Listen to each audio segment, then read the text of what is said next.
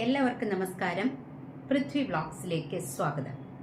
അതായത് നമ്മൾ ഏത്തപ്പഴം നമുക്ക് എല്ലാവർക്കും ഇഷ്ടമുള്ളൊരു സാധനമാണ്. എനിക്ക് ഭയങ്കര ഇഷ്ടമാണ് കേട്ടോ. എനിക്ക് മറ്റുള്ള പഴങ്ങളിൽ നിന്ന് ഏറ്റവും ഇഷ്ടമുള്ളത് ഏത്തപ്പഴം തന്നെയാണ്. അത് ഞാൻ പച്ചക്കല്ല സാധാരണ കഴിക്കാറ്, പുഴുങ്ങിയാണ് കഴിക്കുന്നത്. അതാണ് എനിക്കിഷ്ടം. പക്ഷെ എൻ്റെ ഹസ്ബൻഡിന് പച്ചയ്ക്ക് കഴിക്കുന്നതേ ഇഷ്ടമുള്ളൂ. പുഴുങ്ങി കഴിഞ്ഞാൽ പുള്ളി കഴിക്കില്ല. അങ്ങനെയാണ്. പക്ഷെ നമ്മുടെ ആരോഗ്യത്തിന് നല്ലത് പുഴുങ്ങി കഴിക്കുന്നതാണെന്നാണ് പറയുന്നത്. അപ്പോൾ ഏത്തപ്പഴം വച്ചിട്ടുള്ളൊരു വിഭവമാണ് ഇന്നെൻ്റെ വീഡിയോ. അതായത് ഏത്തപ്പഴത്തിന് ഒരുപാട് ഗുണങ്ങളുണ്ട്, നമുക്ക് എല്ലാവർക്കും അറിയാം. ഒരുപാട് വൈറ്റമിൻസ് ഉണ്ട്, മിനറൽസ് അതിനകത്ത് ഒരുപാട് അടങ്ങിയിട്ടുണ്ട്. മിനറൽസ് എന്ന് പറയുമ്പോൾ അതിനകത്ത് സോഡിയം, പൊട്ടാസ്യം, കാൽഷ്യം, മെഗ്നീഷ്യം ഒക്കെ ധാരാളം അടങ്ങിയിട്ടുണ്ട്. പോരാത്തതിന് അയൺ, ഇരുമ്പ്, അതിൻ്റെ സത്തും കൂടുതലായിട്ടുണ്ട്. അപ്പോൾ ഈ വിളർച്ചയുള്ളവർക്കൊക്കെ ഏത്തപ്പഴം കഴിക്കുന്നത് വളരെ നല്ലതാണ്.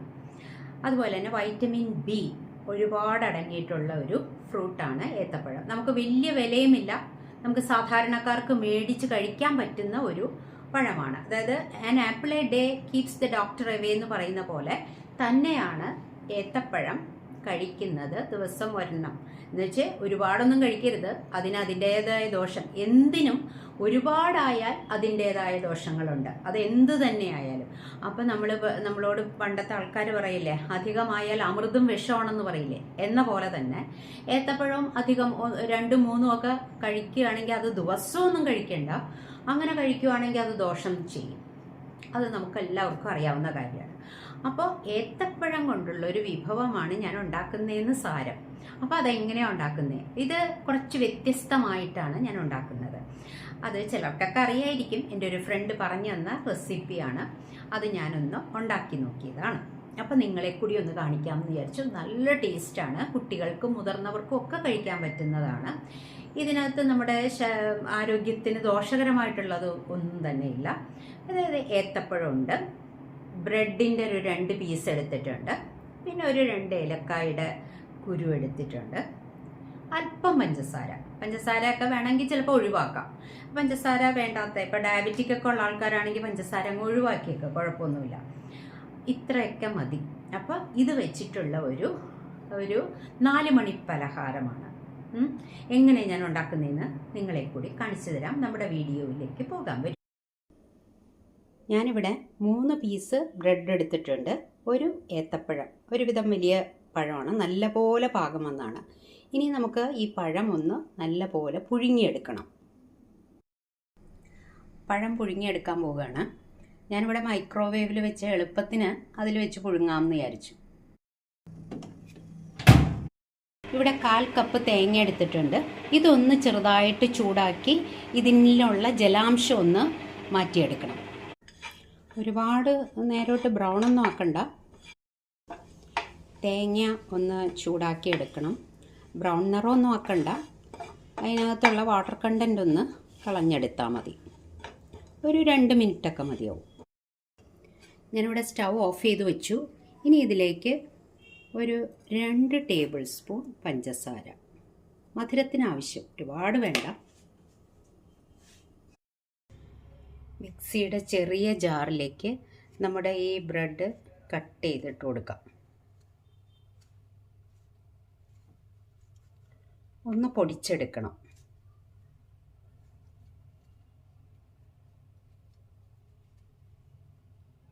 രണ്ട് പീസ് എടുത്താൽ മതി നമുക്ക്.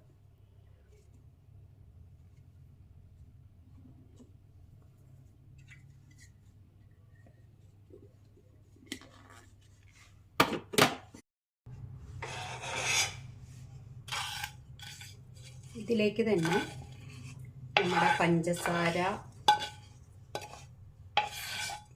തേങ്ങ ചിരകി മൂപ്പിച്ചെടുത്തത് കൂടിയിട്ടൊന്ന് പൊടിച്ചെടുക്കും.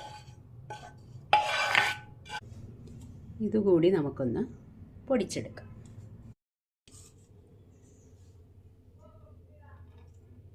ഇതിലേക്ക് നമുക്ക് ഒരു 2 ഏലക്കായുടെ ഉള്ളിലുള്ള കായെടുത്ത് അതും കൂടി ഇട്ട് പൊടിക്കുമ്പോൾ ചേർത്തേക്കാം. അല്ലെങ്കിൽ പിന്നെ സെപ്പറേറ്റ് പൊടിച്ച് ചേർക്കാം, അത് വേണ്ട. ഇപ്പം ഒരുമിച്ച് തന്നെ നമുക്ക് ചെയ്യാം.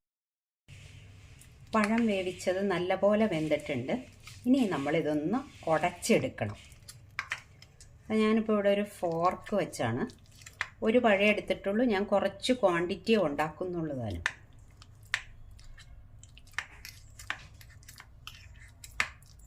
ഉടച്ചെടുത്തിട്ടുണ്ട്. പഴം നല്ലപോലെ ഉടച്ച് ഇവിടെ വച്ചിട്ടുണ്ട്. ഇനി ഇതിലേക്ക് നമ്മൾ ബ്രെഡ്, പിന്നെ തേങ്ങ, പഞ്ചസാര ഒക്കെ മിക്സ് ചെയ്തൊന്ന് പൊടിച്ചെടുത്തിട്ടുണ്ടായിരുന്നല്ലോ, അത് ഇതിലേക്ക് ഇട്ട് കൊടുക്കാം. എന്നിട്ട് നല്ല പോലെ ഒന്ന് ഇളക്കി യോജിപ്പിക്കാം. ഇത് നല്ലപോലെ ഒന്ന് യോജിപ്പിച്ചതിന് ശേഷം കൈ വെച്ച് കുഴച്ചെടുക്കണം.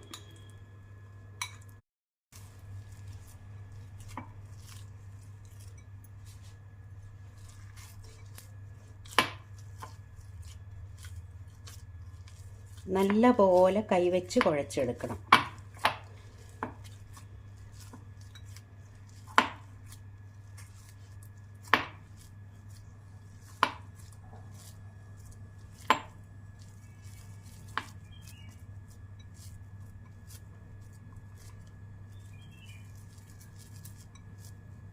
കണ്ടോ, നല്ല സോഫ്റ്റാണ്. കണ്ടോ. ഇനി നമ്മൾ ഇത് ചെറിയ ചെറിയ ഉരുളകളാക്കി എടുക്കണം.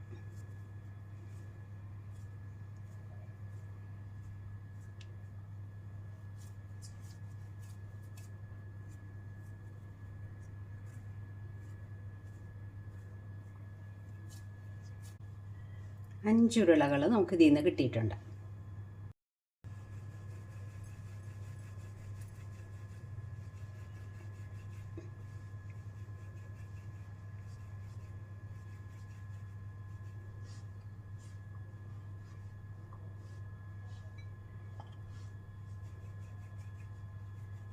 ഞാനിപ്പോൾ ചപ്പാത്തി പലകേമ വെച്ചാണ് ഇനി ചെയ്യാൻ പോണേ.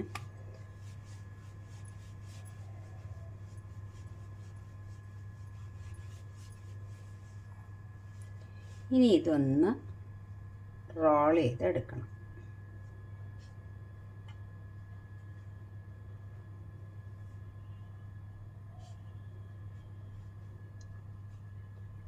കണ്ടോ, ഇതേപോലെ ചുറ്റിച്ചെടുക്കണം. കണ്ടോ, നമ്മൾ ഈ ജാം റോളൊക്കെ ഉണ്ടാക്കില്ലേ എന്ന പോലെ ഓരോന്നും ഇങ്ങനെ ആക്കിയെടുക്കണം.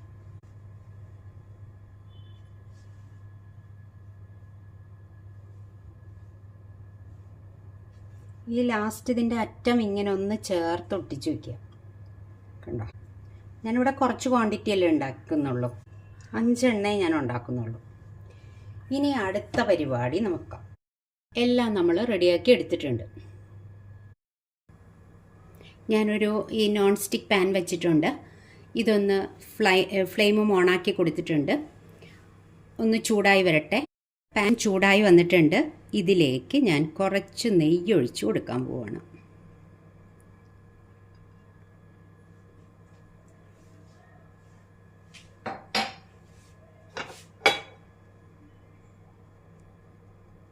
ഒരുപാടൊന്നും വേണ്ട, കുറച്ച് മതി. ഒരു ടേബിൾ സ്പൂണോളം ഒഴിച്ചാൽ മതി. ഫ്ലെയിം നല്ല ലോ ആക്കി വെക്കണം. നമ്മൾ ഒഴിച്ചു കൊടുത്ത നെയ്യ് ചൂടായി വന്നിട്ടുണ്ട്. അപ്പോൾ നമുക്ക് നമ്മൾ ജാം റോള് പോലെ വെച്ചിരുന്നില്ലേ, അത് ഇതിലേക്ക് വെച്ച് കൊടുക്കാം. കണ്ടോ, ഇതൊന്ന് മൊരിച്ചെടുക്കണം.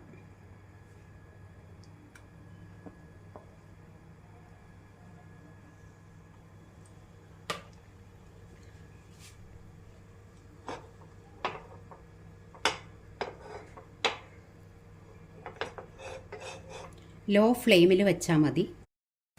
ചെറിയ തീയിൽ കിടന്ന് റോസ്റ്റായി വന്നാൽ മതി. നമ്മൾ ഇടയ്ക്കൊന്ന് മറിച്ചിട്ട് കൊടുക്കണം. കണ്ട,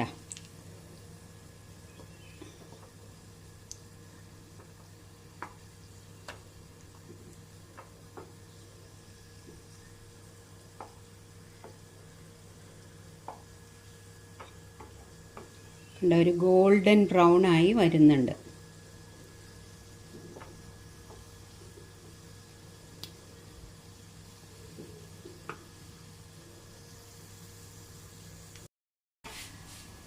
ഞാനിപ്പോൾ എല്ലാം മറിച്ചിട്ട് കൊടുത്തു. ഒരു വശം നല്ല ഗോൾഡൻ ബ്രൗൺ ആയി വന്നിട്ടുണ്ട്. ഇനി അടുത്ത വശവും കൂടി ആ നെയ്യിൽ കിടന്നൊന്ന് മൊരിഞ്ഞ് വരണം. അപ്പോൾ നമുക്ക് ഓഫ് ചെയ്തിട്ട് എടുക്കാം. നോക്കാം നമുക്ക്. കണ്ടോ, ഒന്നുകൂടെ ഞാൻ തിരിച്ചിട്ട് കൊടുത്തു. കണ്ടോ, അപ്പോൾ ആ ആദ്യത്തെ വശം ഒന്നുകൂടെ ഒന്ന് റോസ്റ്റായി വന്നിട്ടുണ്ട്. ഇനി കുറച്ച് സമയം കൂടി മതി, സംഭവം റെഡിയായി കിട്ടും. നല്ല ടേസ്റ്റുള്ളൊരു 4 മണി പലഹാരമാണ്. കുട്ടികൾക്കൊക്കെ നമുക്ക് കൊടുക്കാൻ പറ്റിയതാണ്. ഇതിനകത്ത് മറ്റൊന്നും ചേരുന്നില്ലല്ലോ. അതായത് പഴുത്ത നല്ല പോലെ പാകം വന്ന ഏത്തപ്പഴം. ഞാൻ ഒരെണ്ണേ എടുത്തുള്ളൂ, ഞാൻ കുറച്ചേ ഉണ്ടാക്കുന്നുള്ളൂ. അതുപോലെ 2 പീസ് ബ്രെഡ്. 3 പീസ് ഞാൻ എടുത്തു വെച്ചെങ്കിലും ഒരു പീസ് നല്ലപോലെ അത് ക്രഷ് ചെയ്ത് വന്നപ്പം നല്ലപോലെ പൊടിയുണ്ടായിരുന്നു. അപ്പം അതുകൊണ്ട് 2 പീസ് എടുത്തുള്ളൂ. 2 ഏലക്കായുടെ കുരു ഉള്ളിലത്തെ അത് അതിൻ്റെ കൂടെ ഇട്ട് പൊടിച്ചു. പിന്നെ അല്പം പഞ്ചസാര. ഇത്രയും മാത്രമേ ഉള്ളൂ. കണ്ടോ, നല്ലപോലെ റോസ്റ്റായി വന്നിട്ടുണ്ട്.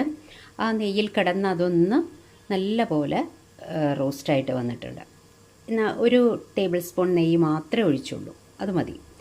ഇനി ഞാൻ സ്റ്റൗ ഓഫ് ചെയ്ത് വയ്ക്കാൻ പോവുകയാണ്. എന്നിട്ടിത് പ്ലേറ്റിലേക്ക് മാറ്റാം.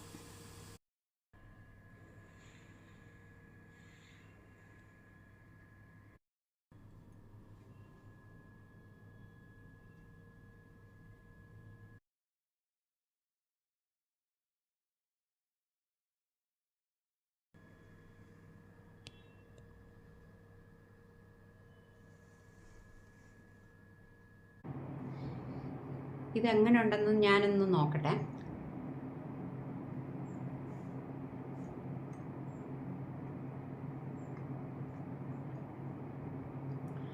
പുറമേ ചെറിയൊരു ക്രിസ്പിയാണ്, പക്ഷെ ഉള്ളിൽ നല്ല സോഫ്റ്റുമാണ്.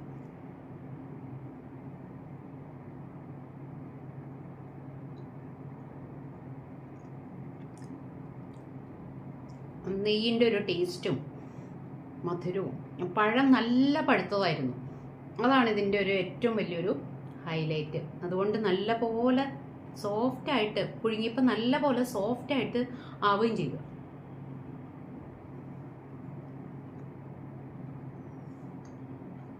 പിന്നെ തേങ്ങയുടെ അതുകൊണ്ട്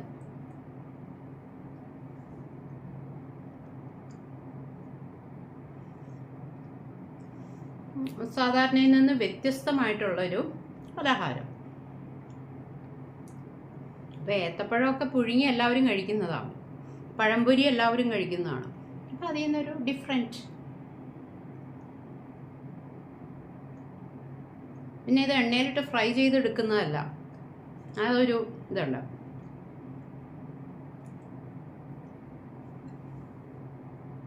സൂപ്പർ. ഞാൻ ഉണ്ടാക്കിയിട്ട് ഞാൻ തന്നെ നല്ലതെന്ന് പറയുന്നതല്ല, നിങ്ങളും ഇതൊന്നും ഉണ്ടാക്കി നോക്കൂ, അപ്പം നിങ്ങൾക്ക് മനസ്സിലാവും. ഏത്തപ്പഴം വെച്ചിട്ടുള്ള സ്വാദിഷ്ടമായ ഈ വിഭവം നിങ്ങളൊന്നും ഉണ്ടാക്കി നോക്കണം. മറക്കാതെ തന്നെ ഉണ്ടാക്കി നോക്കണം. കുട്ടികൾക്ക് ഉണ്ടാക്കി കൊടുക്കുകയും വേണം. അവർക്ക് 4 മണി ചായയുടെയൊക്കെ കൂടെ കൊടുക്കാൻ പറ്റിയൊരു വിഭവമാണ്. കുട്ടികൾക്കൊക്കെ പിന്നെ ഏത്തപ്പഴമൊക്കെ ദിവസവും കൊടുക്കുന്നതുകൊണ്ടൊന്നും ഒരു കുഴപ്പമില്ല, അവരുടെ ആരോഗ്യത്തിന് നല്ലതാണ്. പക്ഷെ പ്രായമായവർക്കാണെങ്കിൽ ദിവസവും ഏത്തപ്പഴമൊക്കെ കഴിച്ചു കഴിഞ്ഞാൽ ചിലപ്പോൾ വെയിറ്റ് കൂടും. അത് വെയിറ്റ് കൂടാനുള്ള ഒരു സാധ്യതയുണ്ട് ഏത്തപ്പഴത്തിന്. പക്ഷേ ഇതിനകത്ത് ഈ പറഞ്ഞ സാധനങ്ങളൊക്കെ അടങ്ങിയിട്ടുണ്ടെങ്കിലും ഒരുപാട് നമ്മൾ കഴിക്കാൻ പാടില്ല. അത് ദിവസം എന്ത് തന്നെയാണെങ്കിലും കടുപ്പിച്ച് കഴിക്കുന്നത് നല്ലതല്ല. അപ്പോൾ ഇത് നിങ്ങളൊന്ന് ഉണ്ടാക്കി നോക്കണം. നിങ്ങളുടെ അഭിപ്രായങ്ങളും നിർദ്ദേശങ്ങളും എനിക്ക് അറിയണം. അപ്പോൾ നിങ്ങളുടെ ലൈക്കും ഷെയറും കമൻറ്റും ഒക്കെ വേണം. അപ്പോൾ അടുത്തൊരു വിഭവമായിട്ട് നമുക്ക് ഉടനെ തന്നെ കാണാം. Thank you for watching. By.